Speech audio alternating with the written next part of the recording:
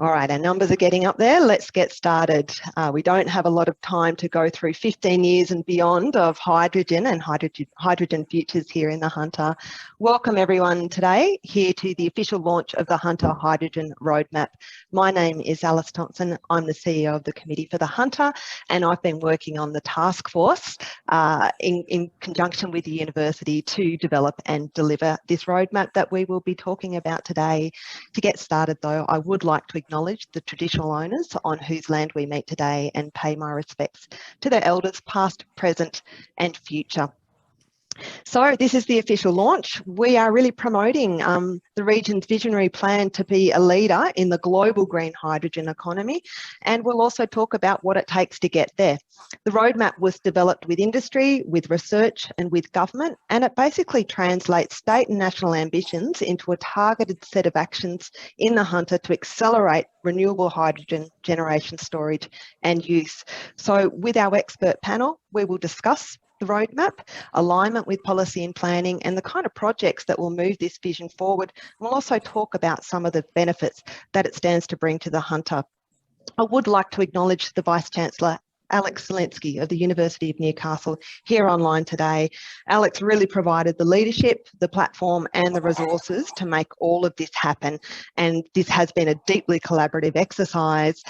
Everyone has got day jobs. We really needed that bit of fat and that bit of grunt to make sure that we could push through what is really a comprehensive document there. So to get started, I really would like to invite Alex Zielinski, the Vice-Chancellor, to say a few words.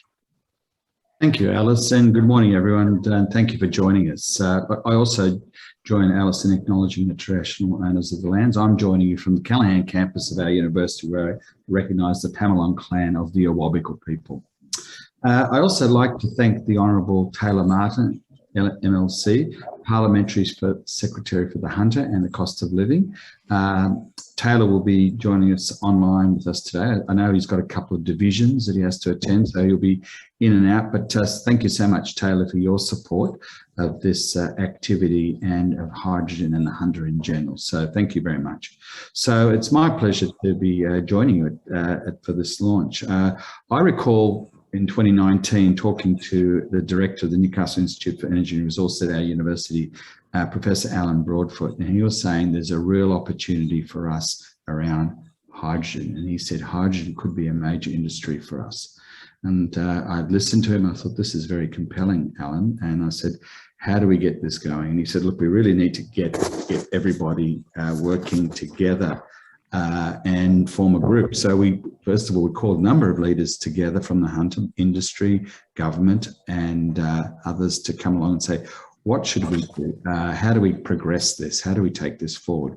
And in August last year, we decided to set up what we called the Hunter Hydrogen Task Force, and the university, kicked it off, but really the work was done by others and a big contribution. So I acknowledge the work of CSIRO, the Port of Newcastle, Committee of the Hunter, HunterNet, the Grattan Institute, AMP Control, Dantia and other organisations. So it really was a whole team effort to this. And the key was that we spent quite a bit of time on was trying to articulate a shared vision for the region. How could we articulate something that could actually make sense for us? And it was unique because there were a number of ideas and strategies for roadmaps, but you could basically pick them up.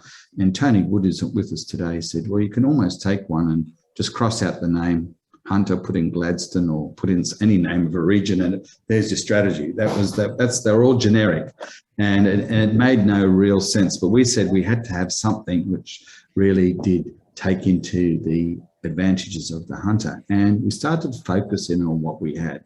And clearly, we've got the export capability of the port. We've got the potential demand of large power users across the region. We've got a very strong SME base in local manufacturing and supply chain.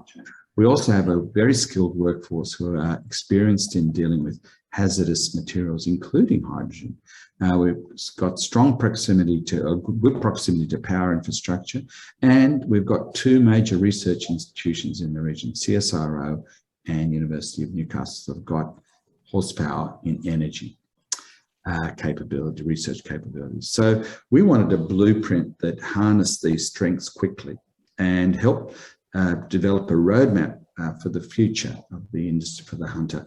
And in doing that, we were able to bring in people such as Claire Sykes and Alex Stronoff, who was working with Lindy at the time and really understood the hydrogen proposition from an industry perspective and he was very much helped drive their industry strategy and was sitting on a number of councils, including the Hydrogen Council Australia. So, and their expertise and contributions are all led to a authoring of the roadmap. And I really do acknowledge the work of Alex leading that work with Alice as well, contributing. Alice gave us the framework and the impetus to get moving. So the task force in the end were very critical reviewers and quickly pointed out the gaps that were in the roadmap. And it was always honest and very, I guess, constructive engagement and contributions. And I was very pleased when Tony, who'd actually at the beginning said anyone could have a strategy, cross out someone else's and put your own name in there, said this is a very good strategy and one of the better ones he'd seen. So that to me meant a person from the Grattan Institute, which specialises in policy, knew what good looked like. And that was tremendous. So, and what we have now is a roadmap which actually gives us a way to contribute to the policy landscape. And you can see how quickly this is developing. And the federal and state governments are coming up with strategies, funding schemes, economic targets. And the hunter is now becoming a hydrogen hub. So we saw it this week with the Prime Minister announcing the 1.5 million in funding for the port and its partner, Macquarie Group, for a green hydrogen feasibility study. So I know Roy Green, who's chair of the port, is joining us today, and he's, I'm sure, very proud of what's that achievement. And the university was very pleased that we could partner with the port on this project, but also the roadmap to help set this up. And that's the nice thing, that because when the port came out with its project, and it's aligned with the roadmap because we'd thought through what would make sense. And now we have a guiding document which can actually help shepherd projects forward, but also will also help filter out the spurious, opportunistic things that just float in from the top. So blow-ins come in and propose something to take the money that's it looks like it's on the table. And no, I think we can now deal with that, and we have a very distinct strategy, and we're now seeing projects being tipped off. So it's really great to see the action now coming across. And that work that we did is really, really timely. So Prime Minister here on Monday, here on Wednesday, we're launching the roadmap. And the university is very pleased in its to be able to play the role of bringing the community together and to provide the platform for collaboration to support our region. We're here to support and partner with the industry and the community through our research and education. We're here to serve the region and secure a strong future for our communities. This is what this project's been all about. So the roadmap shares a vision for a future hydrogen industry. It sets the stage for more investments, projects and jobs in the Hunter. I know the committee of the Hunter will be doing a great job in coordinating implementation of this roadmap on behalf of the region. So I'm going to hand back to Alice. So thank you for everyone for joining this session. We really appreciate your support. And we've got a fantastic panel of terrific people here today. So I'm really looking forward to hearing from them. So back to you, Alice. Thank you very much, Alex. And certainly when I think about hydrogen and the kind of barriers or what it takes to make this work and scale it up, it's all about marriages and partnerships. And I think that's what actually makes it so good, and at the same time, a little bit more complex and challenging than some more kind of linear projects, pathways. We will talk more about that later. Just in terms about the run sheet today, I'm going to give you a bit of an overview in a moment of the roadmap. Then we will pass over to the panel and have a discussion for about half an hour on that. There will be a time for questions through the Q&A function here as well before we get everyone to their lunch, hopefully by 12:15, or we certainly will. But for now, I will just share my slides. Bear with me for a second. Okay. All right, we're going. So We're talking 15 years and beyond. I've got 10 minutes to slam you through this and to give you that high level overview of the roadmap for everyone who is at home or work and with their computer. The roadmap is actually accessible on the Committee for the Hunter website. So you're also welcome to go there, download the document and have a look as we go. So why hydrogen? Again, you'd have to be under a rock if you've missed this one. Everyone wants to talk about hydrogen. We have state and national strategies and targets for hydrogen that Alex had described. And this includes a lot of grant funding opportunity. There's a number of public and private investment projects hunting for partners as well here. And I think my assessment of the landscape would be very similar to the smart cities landscape, where basically it was a lot of excitement. There was a focus very much on technology and widgets, and everyone was trying to find a buyer for that widget. We kind of need to turn it around and say, what's the problem or the opportunity that we're trying to solve here, and how does the technology and the innovation help us get there?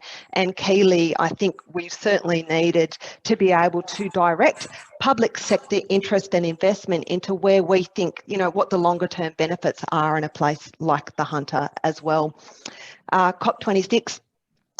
Clearly, hydrogen is seen as a big plank amongst a number of countries around the world. It's seen as a central plank to deliver on both domestic and international net zero commitments. And indeed, we have countries like Germany, like Japan, who have national hydrogen strategies, and they're parking their strategies in projects right here on Australia. That's the scale of the investment opportunity that we have here. It's also about looking to the future economy. What makes a place, a state or a nation more or less competitive? We know it's going to be low carbon, and it's an area that the Hunter is particularly, I suppose, at that centre point because of the traditional industries, but it's these traditional industries that give us a head start in the low carbon economy. We need to start walking there right now. And also, it's really just those general opportunities for jobs and economic growth. I know that there is a bit of media commentary that talks about, well, renewable energy only provides jobs for people who whippersnipper beneath the panels, but it's more than that. When we think hydrogen in the Hunter, it's not just about the direct employment in terms of the construction and the maintenance and operations of this. It's up and down the supply chain. How can we use green hydrogen to make green products, embodying greenness in our products and our services, and sell this to the rest of Australia and the world? So why the Hunter? As I said, we already actually have a considerable head start, but that's also why we need to get going in a very competitive, fast-moving landscape. It is an essential pillar in our region's economic diversification. Where do you start with diversification? It's to leverage your economic strengths, your existing infrastructure and workforce.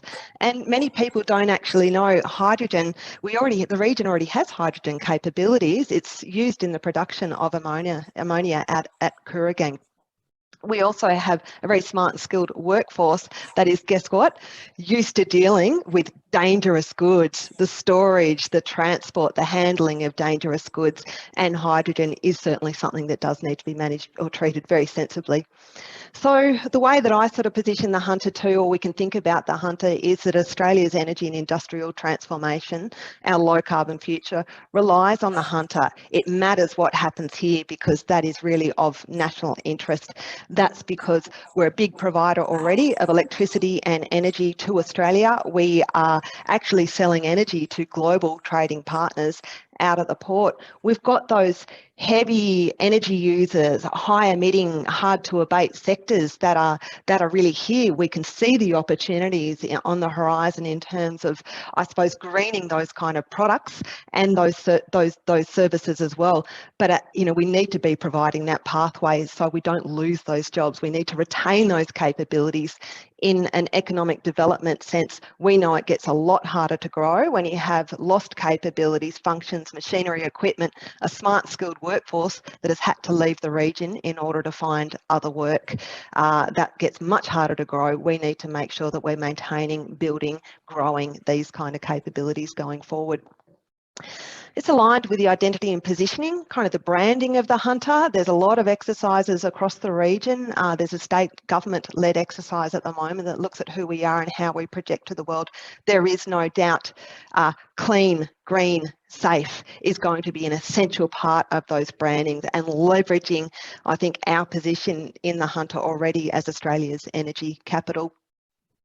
Also, we have a shared vision. That's why the Hunter. We're all working together. We can see the opportunity. We want to grasp it. We're keen. We're open for business. We want to work with others. That makes us a very good location. So about the roadmap, first and foremost today, it promotes, outlines and promotes the Hunter's hydrogen capabilities. It outlines that shared vision for the development of the industry into the future. It sequences the key actions and the investments across sectors, across partners, across the region that will get us there. And importantly, it coordinates the initiatives across stakeholders in a place-based strategy for growth. And I think this is essentially, governments do realise that there's a fair bit of kind of overlap and interplay between federal government programs and state government programs. What we're trying to do is a bit of a favour. We've had a hard look at those and said, if you were to invest, these are the kind of things that you should do earlier and later. These are the things that will provide value for public funding, that will provide the benefits that we're seeking in the Hunter. We've done, I suppose, all of that sifting for everyone to put that roadmap down on the table and say, these are the kind of plays, these are the things that we should be looking at in the Hunter, specific to our fingerprint of our capabilities. It looks beyond projects and technology to the fundamentals that make us competitive. This is really important in these, we can already see that we want to talk about hydrogen in terms of projects and technology. That's really sexy. That's not all it takes to grow an industry. That's what it takes to deliver a project. We would like an industry, and we know that there are a number of things that can be occurring across the region that are going to rise the tide for everyone and make this a really ideal location to come and park your investment, come park your workforce and grow your company here in hydrogen. The roadmap also just is, I think, purely an expression of our culture of collaboration, of ambition and can-do. These slides are going to get a little bit wordy. As I said, have a look at the roadmap, but I'll just sort of provide a little bit of an overview over the top. So what is our vision? So we're not just going to be a hydrogen hub, we're going to be the leading hydrogen hub for Australia and the technology cluster across the supply chain. What does that look like? It's excellence in research and innovation. We've got the technology in education. We're producing it, using it, exporting it, and we're growing thousands and thousands of jobs in the kind of process. We set out the vision. The whole roadmap talks about these three periods, what we need to be doing now, what we need to be doing next, and what's on the horizon in the future and how we get there. So these are the vision statements over those three distinct phases. I suppose I would just focus you on the 2040 because that's really the light on the hill. We've got a thriving economy again, not a project, a whole economy, a cluster of activity that's networked, working together. It's providing thousands of jobs, zero equipment, manufacturing and industry, which is really, a specialty of the Hunter. We will have a reputation as an international exporter of hydrogen, a go-to place for your equipment, your technology and your services, and we're known for reliable and quality green hydrogen supply. All of these things, I think we can be ambitious because this region certainly has got what it takes. So where do we start? This actually was where we started with the roadmap. So Tony Wood, I think you were one of the first people that really started talking quite loudly and broadly about the opportunities attached with green steel and green aluminium. So we know that within hydrogen, there are a number of what we call use cases or uses. There's the export that we talk about today. There's blending it with gas networks, used as a fuel for industrial heating or domestic heating. There's transport, mobility applications, can create electricity, put that onto the grid, the storage, and also using as a chemical feedstock, which we currently do already in the Hunter in the production of ammonium. So with all of this, we were laying it up and sort of saying, well, what makes sense for us to focus on versus a Gladstone or versus a Latrobe? That's what the roadmap sets out. So in this first phase, we call it prepare and pilot. That's here and now. We are already a very important first step with the announcement by the Prime Minister the other day of the $1.5 million to do a feasibility study for hydrogen through the Port of Newcastle and their partners. Professor Roy Green is here, of course.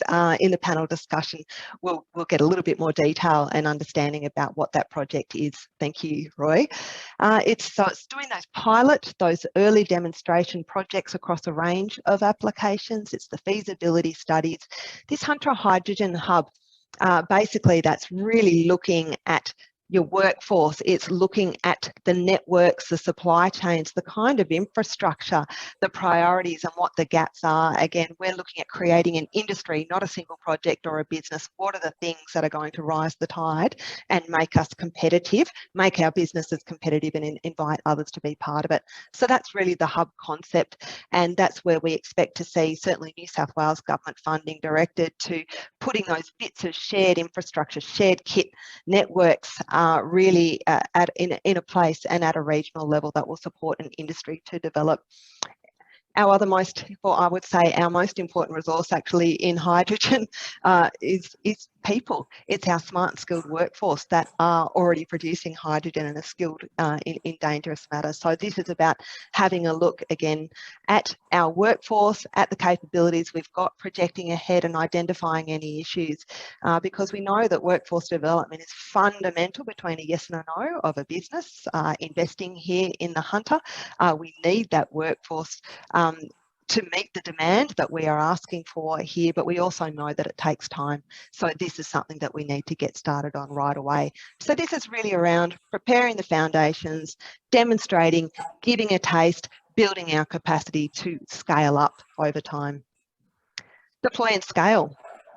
So here we're really looking at target applications and use cases. This has been run through a ringer, and really what's fallen out is the chemical feedstock, of course, in ammonia, focusing on blending hydrogen into the gas networks. Gemina, of course, is a partner in the port project as well. Power generation and regional opportunities, not large scale, but where we can make a difference is really around that rural, that remote applications and energy needs. The fuels and mobility, of course, mobility is also covered in the feasibility project that Roy will tell us more about later. In particular, Lake Macquarie have got an idea to convert their fleet of garbage vehicles into hydrogen. That's just one example of where that could be used. The second stage over that 10-year period is really around tackling that heavy industry, the decarbonisation through firmed renewable electricity and direct use of hydrogen, expanding on that transport and mobility, going from small fleets to large ones, and potentially shipping, for example, which use pretty dirty fuel. Chemical feedstock, again, this is all about building and growing. In the third stage, it's about prosper. It's about really sort of adding and accelerating from that point. It's scaling up the activities, and we're really hitting the runs on the board in terms of the economic impact, the generation capacity, the levels of investment, the numbers of jobs that can be delivered at that stage. We want to start seeing some of those we expect to be seeing some of those tangible outcomes by 2035 with good hard work by everyone here today. I wonder too, we talk about green steel manufacturing.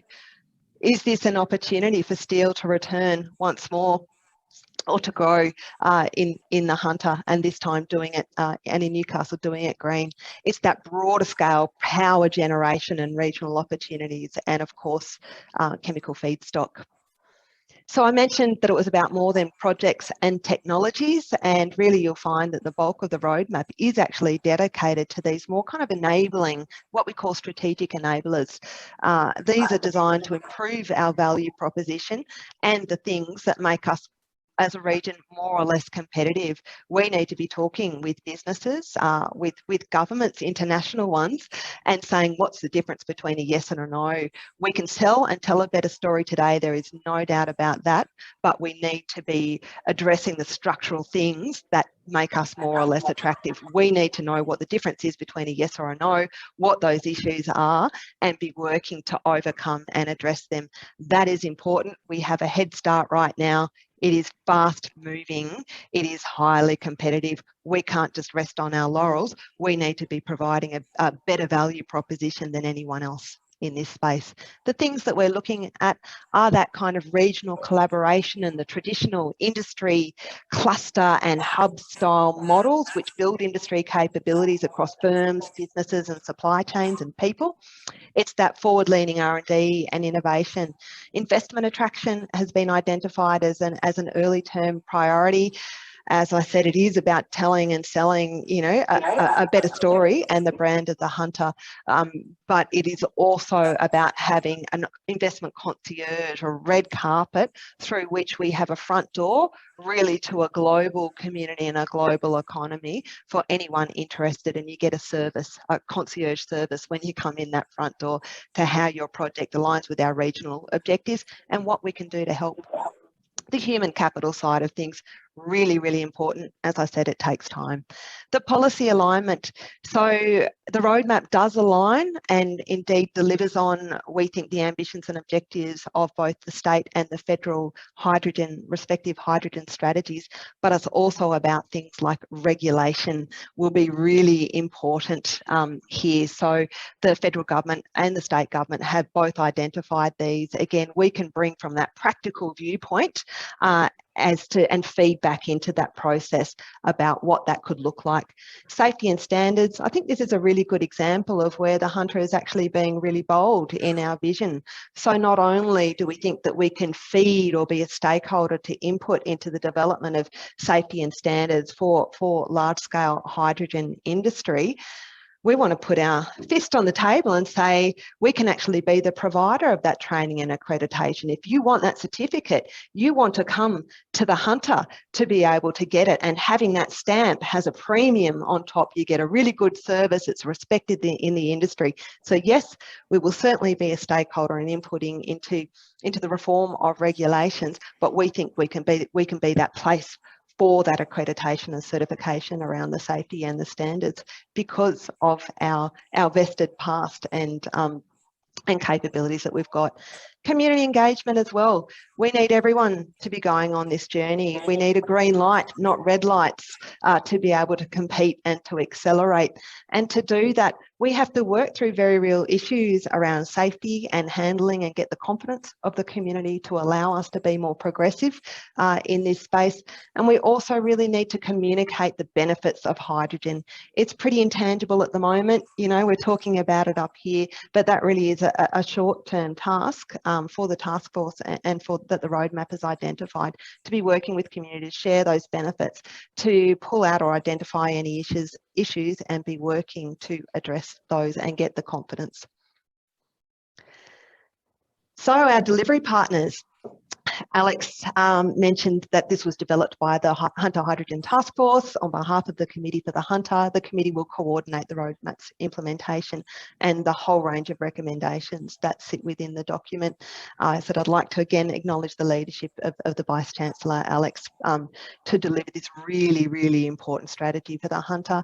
The task force members are there. We have several here on the panel who will go into a little bit more detail as well. But yeah, I'd like to thank CSIRO, AMP Control, Dantia, Lake Max Economic Development Body, NIA and the university, Clark Butler from Ironbark as well, doing some really good work on the roadmap as well as what a feasibility study could look like. HunterNet, the Port of Newcastle, Alex Dronoff, already been mentioned, and Tony, thank you very much from the Grattan Institute. So to find out more or get involved, there's the URL that you're able to access.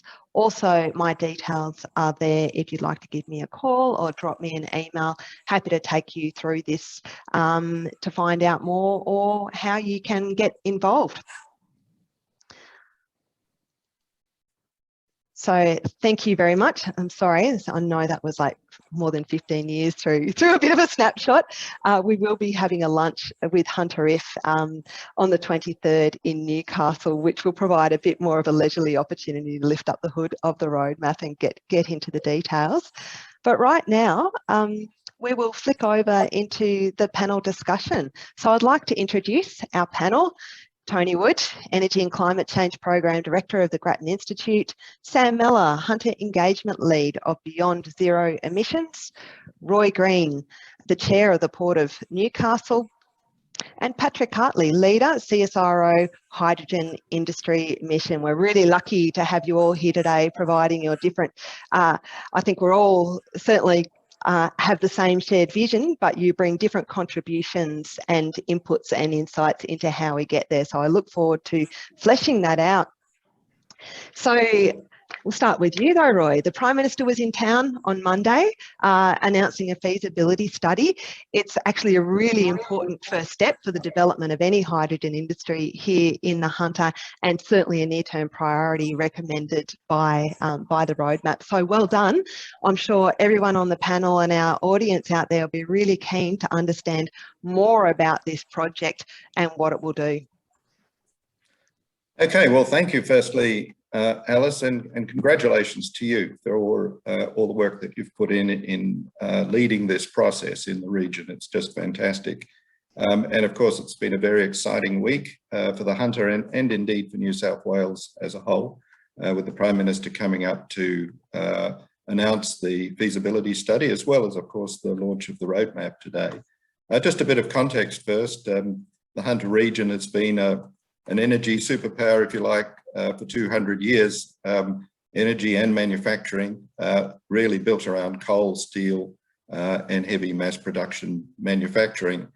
And even today, of course, with the port being the world's largest coal export port, we still do $26 billion of trade per annum in coal, in thermal coal, high quality thermal coal going all over the world.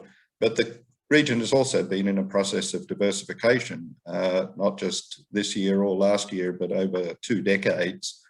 Firstly, with the big tariff reforms of the 1980s and 90s, and then with the steel blast furnace closure, which was really the closing of one chapter and the beginning of another. And the emphasis has been on what is the future of the region in terms of its future industries, future skills, future jobs. And the fact is that manufacturing still remains important, but it's transitioned. It's transitioned away from large vertically integrated companies to much smaller, more agile SMEs, a lot of them represented by HunterNet, and these are very globally oriented. But in the context of our post-COVID recovery, we've realised with the gaps in our supply chains around Australia, we really need to rebuild our manufacturing, as well as the growing services sectors in Newcastle and the Hunter region, especially education and health. So for the port, thermal coal is still 90% of our trade, but we only use half of our capacity at the port.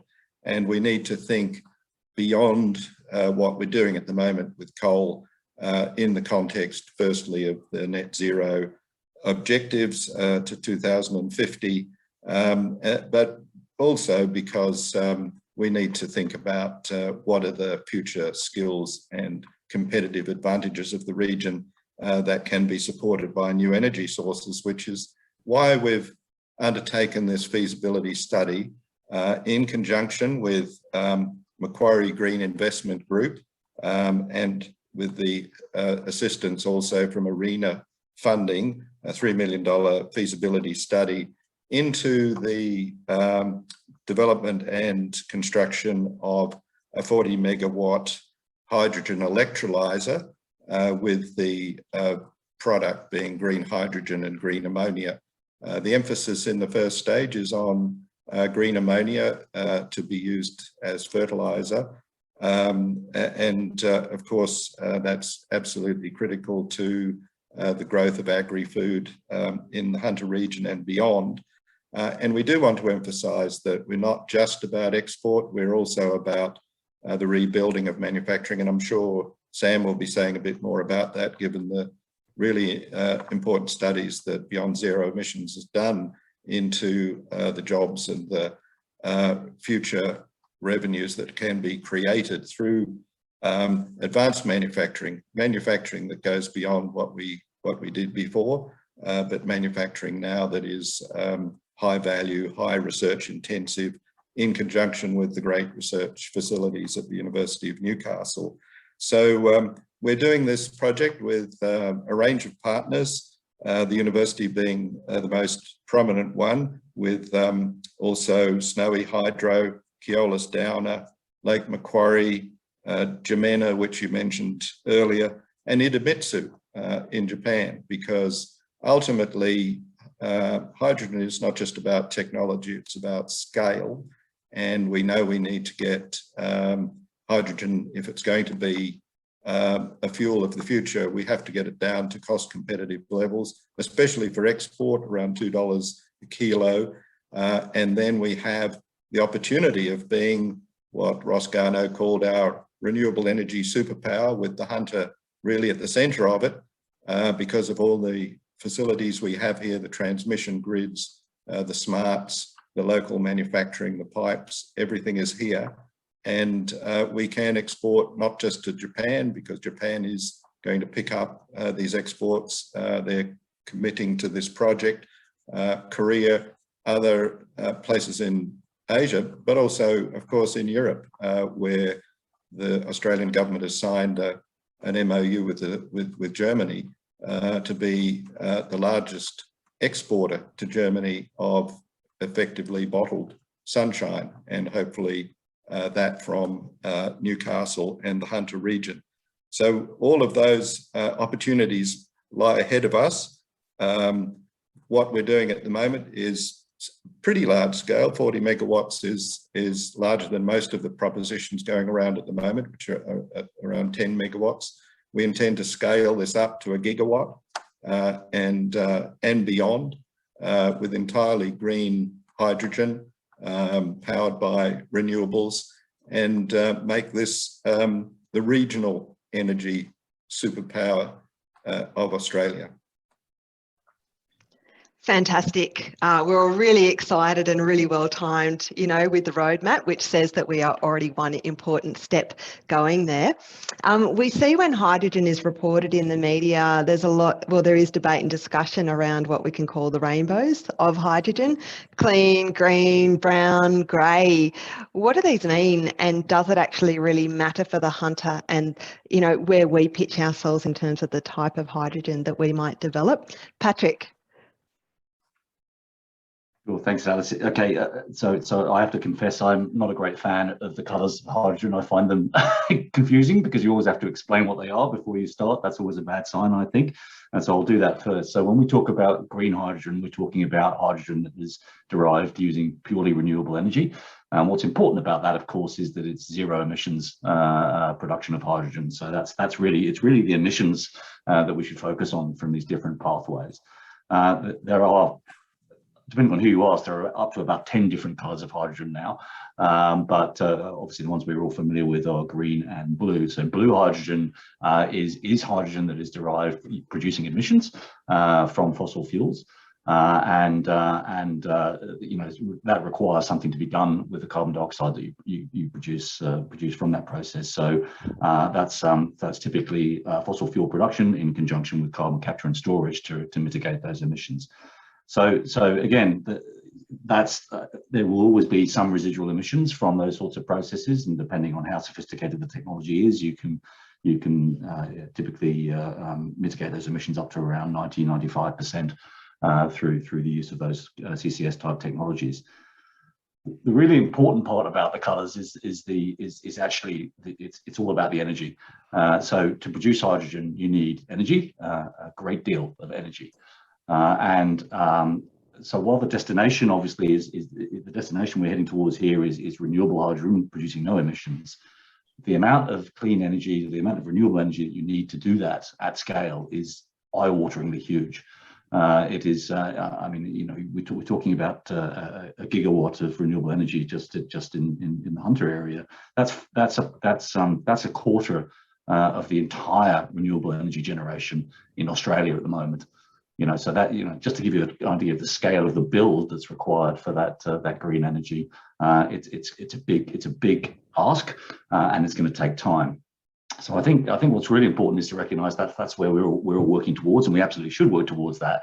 But you know, should we look at ways getting to the destination with hydrogen faster that have different emissions intensities, but, you know, ultimately trying to get it really, really low, but building the value chains, building the utilization, the supply and the demand using you know, blue hydrogen, again significantly abated, but not as clean as green.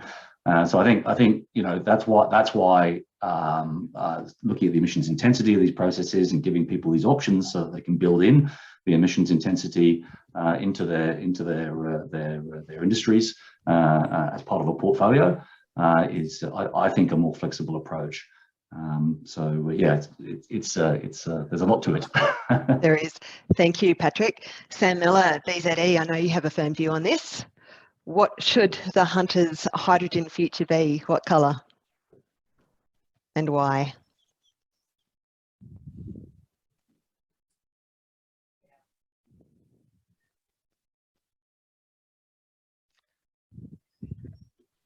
Sam, did you get the question?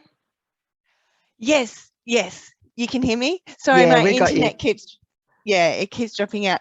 Absolutely, the colours do matter, and the whole reason for hydrogen becoming used as an energy source is to reduce emissions. So absolutely, I was so delighted to see, you know, paragraph 3 in your strategy, critically a large-scale green hydrogen industry provides an opportunity for the Hunters. So congratulations to the task force for embracing green hydrogen. Thank you, Tony. What do you think?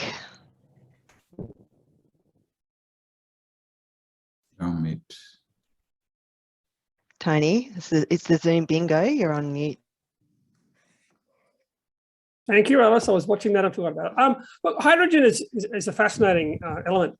It's the most common element in the universe, and but it very rarely exists by itself in nature. It's always caught to something else, and chemistry provides that facility. Our job is to separate the hydrogen from its partners and find new marriages for it, and that's what a lot of this hydrogen story is about. In my view, when you look at hydrogen, and we started looking at it because we were concerned about how are we seriously going to not only reduce emissions across the economy in Australia, what might be the export opportunities, because we do export a lot of energy now in terms of metallurgical coal, LNG and thermal coal.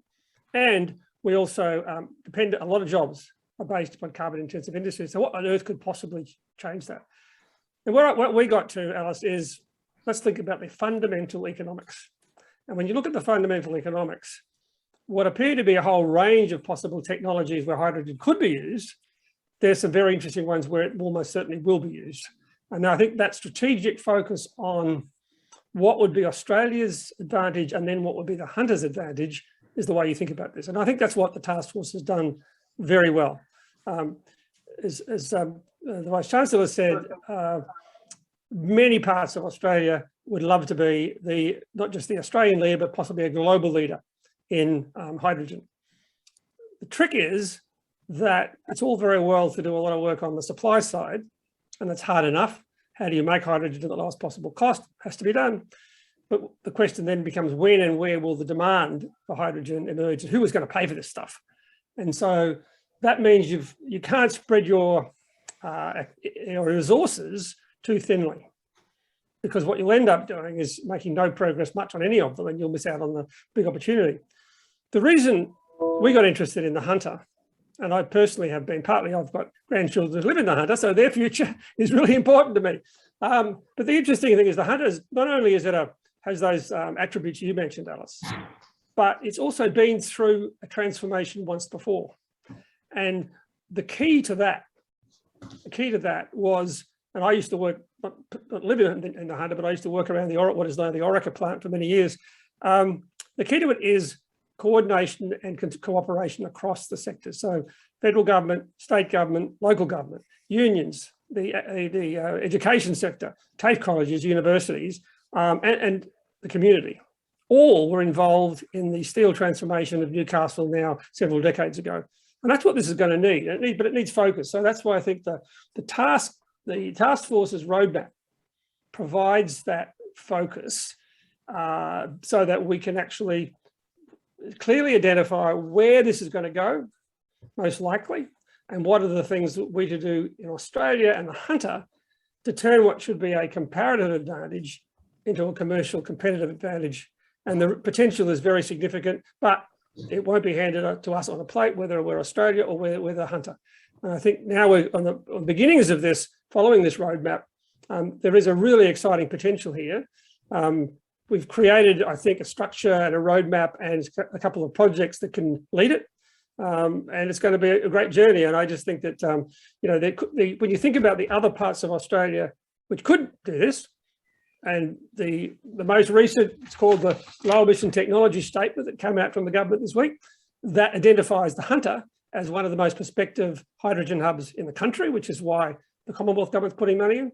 But remember, they're also putting money into other prospective hydrogen hubs, one in each state, basically. So there's an opportunity, but there's also a challenge. And I think the task force has done a great job in setting out how we embrace both the opportunity and the challenge. Thanks, Alice. Thank you, Tony. And, you know, it's a phrase that I like to use. We need to collaborate to compete. And that includes, I think, what could at times be some uncomfortable bedfellows around, you know, dealing with commercial in confidence and big money in the projects. But essentially, it is around making those marriages, but particularly between the users, the generators and the demand, the users. So when you look at a project like yours, Roy, through this lens, just quickly, what are the users telling you that they want in terms of green, clean, brown? What kind of hydrogen do you envisage that there will be demand for now and into the future? Well, certainly in terms of export, it has to be green hydrogen. For Europe in particular, they won't be interested in anything else.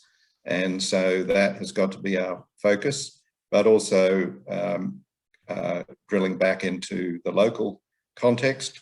If we've got unlimited solar energy and possibly wind energy, why don't we make use of it? We can make use of it in conjunction with pumped hydro. We can provide that firming power that the large industrial users require.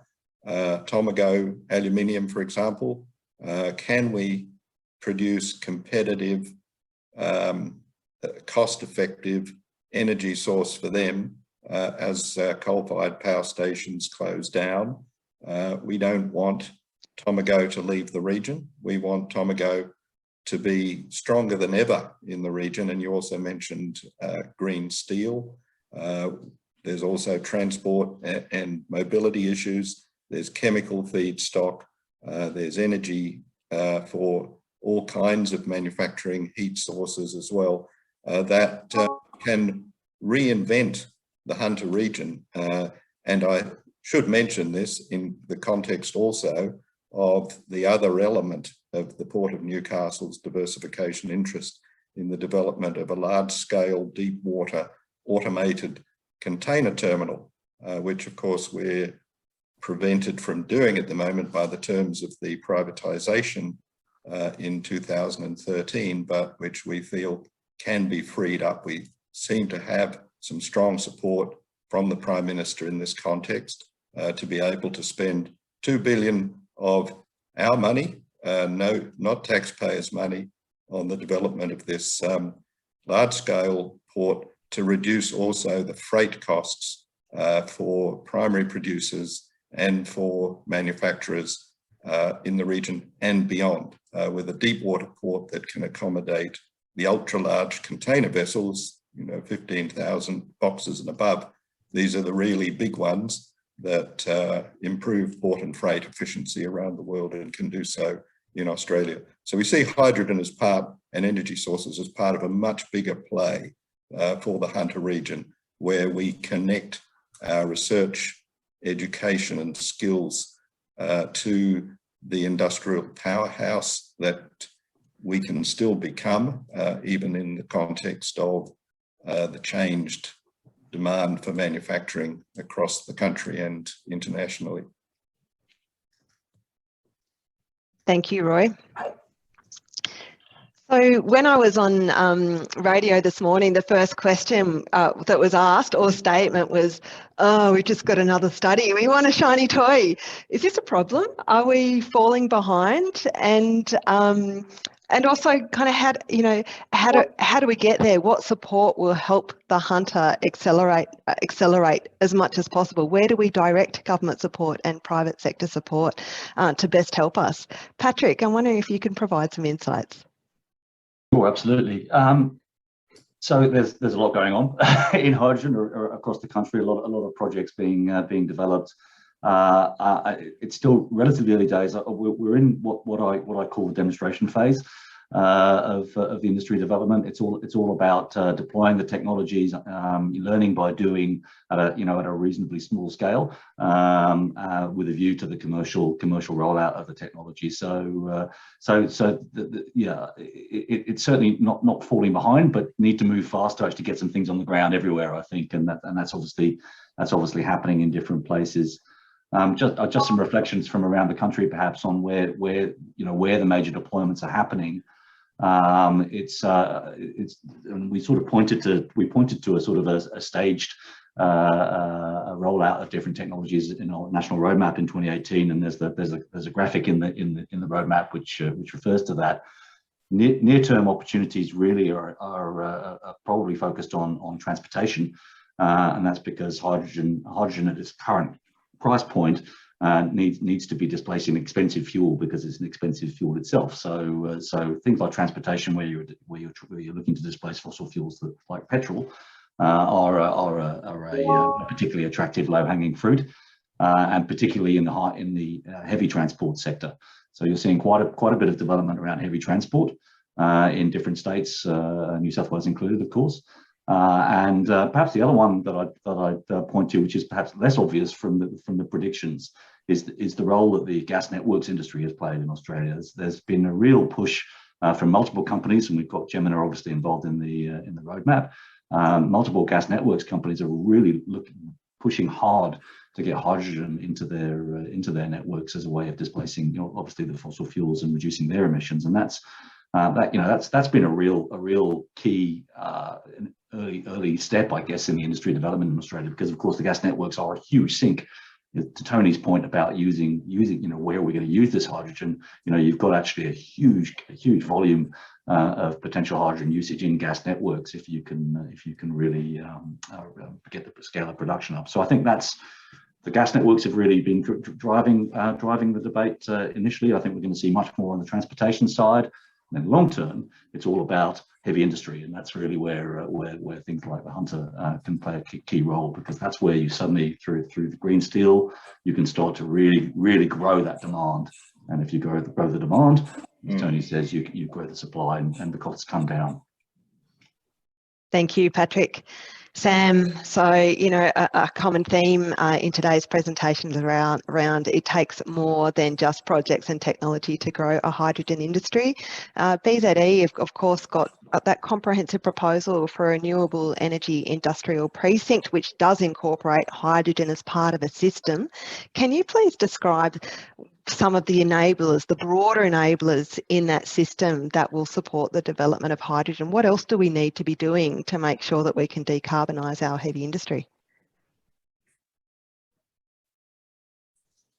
Thanks, Alice. That's a great question. Yeah, the renewable energy industrial precincts are fully electrified precincts, and definitely BZE sees hydrogen and electrification dovetail together as part of decarbonisation. The role we see for hydrogen is around flexibility. Like, hydrogen and electrolyzers are a lot more flexible than thermal capacity. Like, for example, Tomago aluminium, their load shedding is hugely disruptive to their processes, whereas hydrogen as part of that system is not as disruptive, so it can create a lot more flexibility in the grid there. And also part of the holistic system is looking at dispatchable storage, and we're seeing fast tracking of hydrogen research and development towards building that dispatchable storage for the region. And I know that the Larvo battery is currently, you know, only seen as a household item, but they're definitely working to develop that towards a more commercial scale. But within the renewable energy industrial precinct, you know, as Roy and others have mentioned, absolutely green steel and green ammonia are critical exports that the New South Wales government is focused on developing here in Hunter. Thank you. I've just got time for one more question before we open up for questions to the audience. Tony, while we've got you here, does the ambition expressed for Australia at COP26 last week, does that match the opportunity and the urgency of the low carbon economy and hydrogen and what we see today in the Hunter? I think that's a very evil question. In a way, it's a bit of a Dorothy Dixer, I think, Alice. Look, the simple answer is no. The trick is that it's not completely black or white. And sometimes politicians would like to position it that way. So it's technology and not taxes, for example, which if you were just given that choice, would you rather have brand new technology or pay a tax? It's not exactly a bit of a difficult question to answer. But as Bill Gates has said in his book, and we talked about this last year in our Start With Steel report, it's the technology is fundamentally important to delivering a low emissions future, and a range of technologies apply to the various applications of hydrogen. It's not enough. You need the other elements of what he describes as a three-legged stool. You need the policies and you need the financial markets, because there's going to be a huge amount of money involved in this process, not the sort of money that really logically should even come from government, and ultimately the government wouldn't be able to sustain it anyway. So I think the big issue here is that we've got a region where it has a number of attributes you've mentioned, which are ideally suited to this future. The second part is, how does industry and the region work with governments? Because big companies, some of whom are based in Newcastle and the Hunter, don't actually have a problem raising capital. What they're worried about is risk. And so the partnership between government and industry, state government and federal government and industry, becomes a new form of industry policy we've not done well in the past. The announcement only this morning from the federal government is a step in the right direction. Not all that 500 million sounds a lot, certainly more than the combined superannuation, I think, of most of us, but that's not enough. We're going to seriously be looking for more money. And I think the best way is a serious new industry policy, which would be ideally suited to the roadmap of the Hunter. Thank you. We'll now throw over to the audience for some brief question time. Unfortunately, we are running out of time. There's a Q&A box down there in the toolbar at the bottom of the screen. If you'd like to put your questions there, we already have one from Energy Estate about the panel's view on common infrastructure. What is the panel's view on common infrastructure, e.g. a hydrogen pipeline? Sam, is this something that you've explored in the REAP concept? Absolutely, and Beyond Zero Emissions is very supportive of common infrastructure that can help build scale across the region. Patrick, is there something you'd like to add to this? Yeah, absolutely. I think it comes back to what Tony said around risk. Common infrastructure is a way of sharing risk in some of these emerging areas, and absolutely, diversifying. I mean, things like the roadmap that bring together industry groups to actually try and work out where those commonalities can be realised is really commendable. So I think it's at this stage when we're just trying to ramp up, I think absolutely common infrastructure is going to be critical. Thank you. While waiting for more questions, we have another one from Energy Estate saying that the timeline seems conservative in the roadmap. Our concern is that the Hunter will be overtaken by initiatives such as Twiggy's Gladstone plans. Would anyone like to make a comment on that? Okay. Go for it, Tony. I think the thing that is really interesting about entrepreneurs and successful ones like Twiggy Forrest and others is their capacity to really put something out there. And, this is not a criticism of Twiggy Forrest. I mean, I admire what they've done and what they do in a whole range of areas. But I think he's doing what entrepreneurs and successful heads of big companies do, and that is you throw a whole lot of stuff out there, look for a whole lot of support from a whole lot of governments, for example, and at some point, at least one or two of those will work. And the ones that don't work will be forgotten about. Now, that's a way of approaching this, which I think is really interesting. He will do what he will do. I mean, for me, I find it difficult to believe why we would actually think about manufacturing electrolyzers in Gladstone, but maybe if you can do it, it's his money, go for your life. I don't think the Hunter's in danger of being left behind, but what I do think the next step of this process, and Roy talked about it in his project, but it's that project, and where are the foundation projects that would begin the process of putting together that hydrogen hub or shared infrastructure we were talking about? Because they won't all arrive at the same day at the same time and build it and they will come.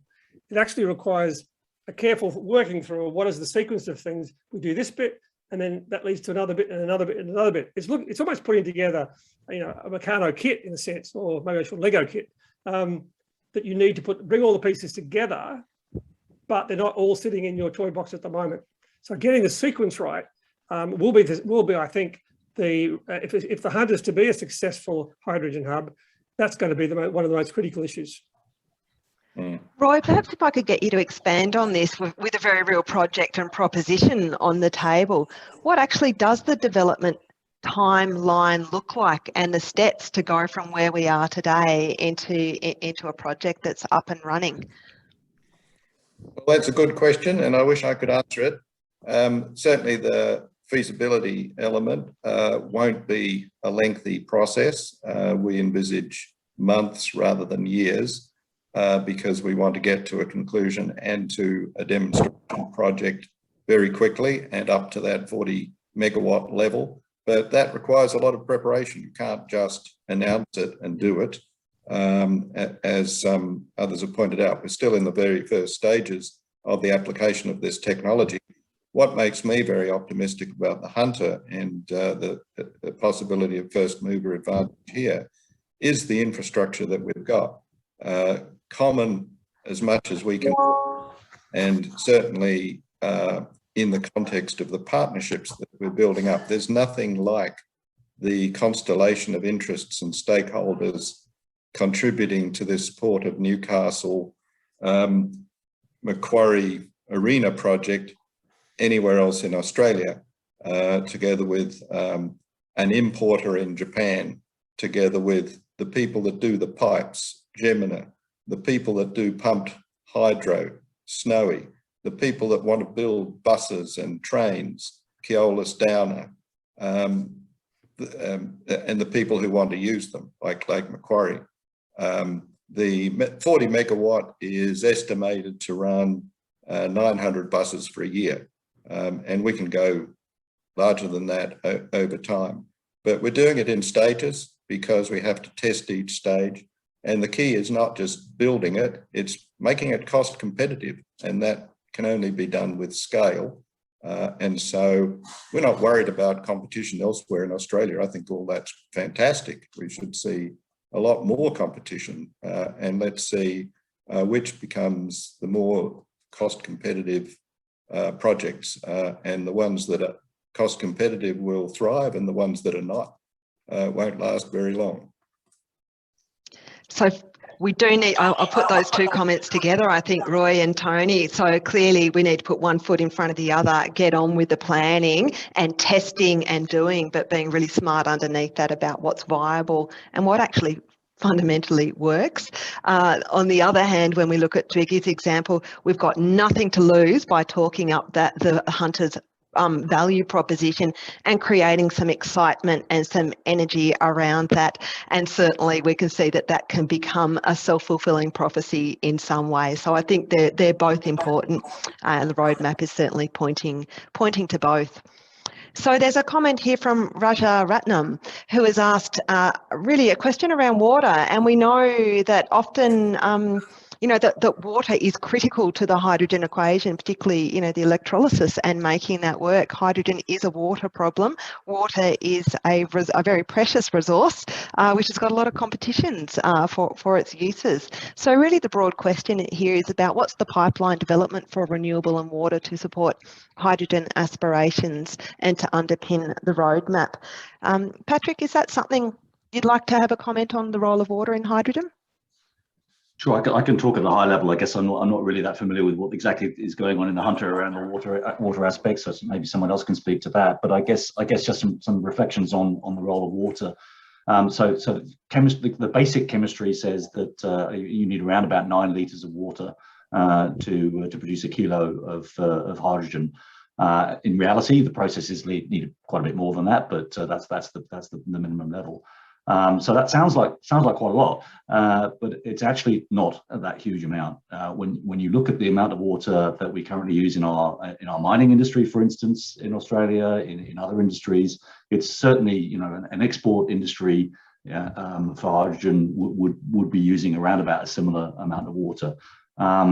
The other thing to think about around water is cost, and actually, it may sound surprising, but the cost of water is actually quite low, really, when you can consider what an important resource it is. And so the cost contribution of water to the price of hydrogen is not that huge, in fact, as it turns out. Now, that's not to say you haven't got to be careful. You have got to be really careful, and you've got to know where that water's coming from. And if you have to build desalination plants in coastal areas, then that's what you're going to have to do. And it's not going to work everywhere. In arid areas where the sun may be fantastic for producing hydrogen, you're going to need to think hard about where that water is going to come from, if it's going to come from anywhere. So look, that always need to be aware of it and thinking about it and making sure that it's done sustainably. But in principle, not such a huge challenge, perhaps. Thank you. And Alex, I know that the university has been doing some pretty promising research into looking at the Tomago sand beds and the water that sits there that of course has got PFAS in it, and killing 2 birds with 1 stone about extracting, utilising that water and removing the PFAS. Is that something that that you're in a position to tell us more about? Sorry. Yeah, unmute myself. Alex, you just put yourself on mute again. Okay, here we go. Thanks, Alice. Yeah, I think that's a project that's underway, certainly the PFAS cleaning water project. Yes, it could be linked like that. But that's more of a concept than actually a project at this stage. But that's the kind of thinking that we need to bring to bear. Definitely. It certainly is the kind of joined up thinking that we need. Our final question, Lee Shears from Hunter Workers. I think this is a question for you, Sam, and Roy as well. Lee asks, what engagement is necessary with trade unions to work around that workforce support, skills development, shared prosperity, and that successful transition? So clearly, I think we can point to a light on a hill and say this is about creating demand for jobs, not just any jobs, really good jobs here, but there's some steps in between. Sam, are you able to provide some insights on this question? Absolutely. And the Hunter Jobs Alliance is working very closely with BZE going forward in what the new industries are for the Hunter, and definitely hydrogen playing a huge role in that. But the standards and certification that the roadmap addresses, and also the trainings, similar to the gas industry, is a pathway that we can follow, and also around dangerous fuels. And we definitely have capacity doing that. Thank you. Roy, is there anything you'd like to add here? Yeah, well, the industrial transformation in the Hunter is not just about technology, it's essentially about people. And we need to make sure that everyone has the skills and the opportunities via the university, via TAFE, via schools, to participate effectively in this process and to grow jobs in the future for the next generation. I just go back perhaps to the steel blast furnace transition at the end of the 1990s, a very collaborative setup with something called the Common Purpose Group, a bit like the Committee for the Hunter, bringing together workforce representatives through the unions, the business chamber, all the key stakeholders in that transition. And I think in retrospect, many people have written it up as a best practice redundancy program. Well, if we can do that with redundancy, we can certainly do it with growth. Thank you. So we've reached the end of time for this session. So this isn't your only opportunity to be involved in discussion and debate on the Hunter's future and the role of hydrogen within that. This is really just the start. The committee, in conjunction with Hunter IF, will be hosting a lunch that will also have Alex Dronoff, who really had his fingerprints, technical fingerprints, all over the drafting of this roadmap. Claire Sykes too, who heads up New H2, our hydrogen industry technology cluster as well. So that's on the 23rd at the Merewether Surf House, and if you just have a look at our LinkedIn, there'll be opportunities there to register. Before we go though, Alex, I wondered if you might be able to provide some closing remarks on what you've heard today and looking ahead. Thanks, Alice. What a great conversation there. Thanks, Sam, Tony, Patrick and Roy for your discussion input today.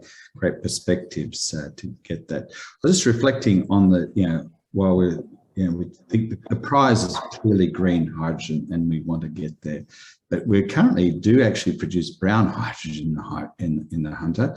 So how do you leverage that? Because there is already a market for that. And ultimately you boost domestic consumption, then you can obviously build export markets. But the clear stepping point is blue hydrogen to the green. And I just noted that there was a fabulous success in the last week or so, or maybe 2 weeks now, at COP26, the MCI, which is a startup company headquartered in Canberra, but its R&D partner is the University of Newcastle, and they have a pilot plant here out of university. I don't know if anyone know, but they won the, out of 2,700 worldwide competitors, they were picked as the #1 clean energy technology at COP26. They won the prize. So, and that's for carbon capture and storage in minerals, mineralization of their work. Interestingly, the prototype of their work was very strongly supported by Orica in the Hunter and will be transitioned into into their pilot, into their plant at Kooragang. So I think this is a wonderful example of what we're talking about, and this transition from brown to blue, and ultimately to what Roy talked about, which is green and export, and so we have to be able to move along, and that's what this roadmap is all about. So, but thank you everyone for your time and insights today, and I think there's just so many opportunities around hydrogen. I saw some of the chat there about the circular economy, recycling waste, and there are already proposals, I know, to the port, to the university about waste, hydrogen from waste, and we'll be looking at those things. So that's a wonderful point, and that the opportunities are already, people are thinking about those. And so really the roadmap is now live and available for everyone to see.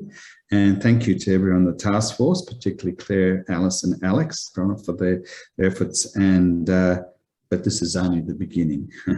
As Churchill would say, the end of the beginning and not the beginning of the end. So it's so we've got a ways to go here, but so it's a great place for the Hunter to come together through the committee of the Hunter to think about implementation of the plan. So I encourage you to connect with the committee and get involved. And lastly, I'd like to thank Alice and Jennifer at the committee for hosting today's event. And then once again, a big thank you to our panelists.